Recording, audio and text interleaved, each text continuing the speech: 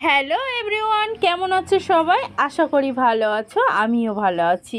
তা কোথায় যাচ্ছি চলো বলতে থাকি। আর আকাশটা আগে দেখে নাও, আকাশটা তো শরতের আকাশ। এসেছে শরৎ, হিমের পরশ লেগেছে হওয়ার। শরৎ এসেছে ঠিকই, কিন্তু হিমের পরশ এখনও লাগেনি। প্রচণ্ড গরম, প্রচণ্ড রোদ, টাকপাটা রৌদ্রে বেরিয়ে গেছিলাম। কোথায়?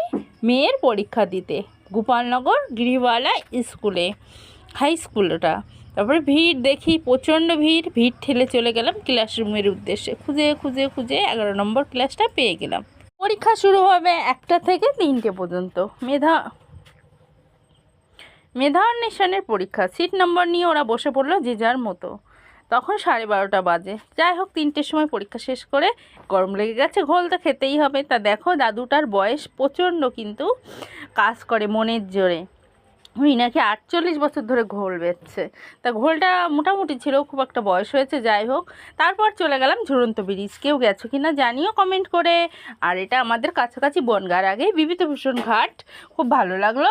তোমাদের কেমন লাগলো জানিও ভিডিওটা। তোমরা যদি আসতে চাও কমেন্ট করে জানিও। টাটা।